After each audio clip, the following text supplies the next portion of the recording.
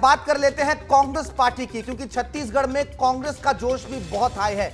न्याय यात्रा अभी हाल ही में समाप्त हुई है। कांग्रेस ने पूरा जोर लगा दिया था इस न्याय यात्रा में। दीपक बैज के नेतृत्व में यह न्याय यात्रा निकली थी और अब इस पर जो है प्रेस कॉन्फ्रेंस भी किया है दीपक बैज ने। चरणदास महंत और पूर्व सीएम भूपेश बघेल भी वहां पर मौजूद रहे हैं।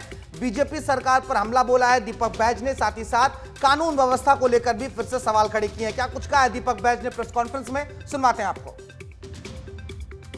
हमारे यात्रा का मकसद था कि जिस तरह से 9 से 10 महीने की सरकार पूरी तरह से छत्तीसगढ़ की जनता को सुरक्षित करने में विफल हुई, लगातार अपराधियों को संरक्षण देने का काम कर रही है।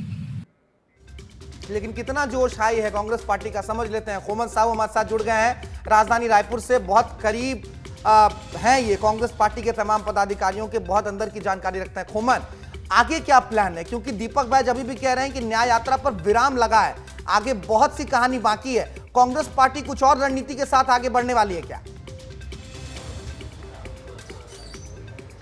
देखिए, निश्चित तौर पर सूरज, और यही कारण है कि भारत जोड़ो जो न्याय यात्रा निकाली गई थी उसमें तमाम जो कांग्रेस के वरिष्ठ नेता हैं वो शामिल हुए थे। छत्तीसगढ़ में जो कानून व्यवस्था है उसको मुद्दा बनाकर कांग्रेस पार्टी ने न्याय यात्रा निकाला था। आने वाले दिनों में सरकार ने जो वादा किया था छत्तीसगढ़ के जनता के साथ, उसको लेकर भी ये लोग काम कर रहे हैं और आने वाले दिनों में और भी इस तरीके की यात्राएं देखने को मिलेगी, क्योंकि दीपक बैज साफ तौर पर कह दिए हैं कि इस तरीके की यात्रा आने वाले दिनों में अलग अलग जिलों में और भी होंगे। तो कुल मिलाकर समझा जा सकता है कि लगातार कांग्रेस पार्टी एक्टिव मोड पर काम कर रही है, क्योंकि आने वाले दिनों में नगरीय निकाय का चुनाव है और यही कारण है कि जो लोगों से जुड़े हुए मुद्दे हैं, खासकर सूरज, उनको उठाकर कहीं ना कहीं लगातार काम करे। और यही कारण है कि कानून व्यवस्था के मुद्दे को लेकर लेकिन इस न्याय यात्रा के बाद से दीपक बैज का जो पॉलिटिकल पर्सोना है वही सबसे ज्यादा उभर कर आया है। अब ऐसा लग रहा है कि कांग्रेस पार्टी के अंदर जो फ्री हैंड देने की बात चल रही थी दीपक बैज को, वो उनको मिल गया है। उसी तरीके से काम कर रहे हैं क्या? निश्चित तौर पर यही कारण है सूरज की भारत जोड़ो न्याय यात्रा के तर्ज पर जो छत्तीसगढ़ में न्याय यात्रा निकाली गई थी, दीपक बैज ही नेतृत्व करते करते 125 किलोमीटर खुद ही चले थे।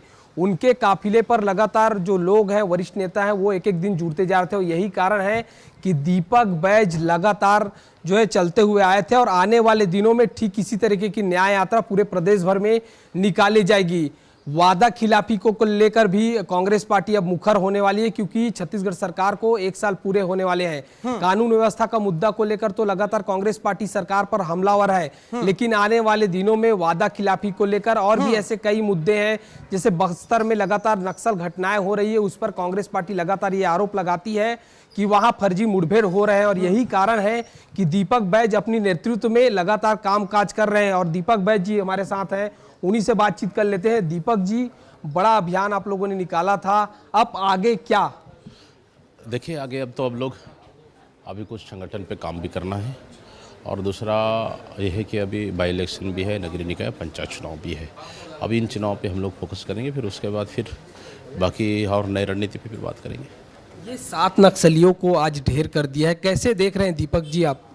देखिए, अगर हम तो शुरू से बोलते हैं, अगर टारगेटेड एनकाउंटर है तो कोई दिक्कत नहीं, निश्चित रूप से फोर्स को बधाई।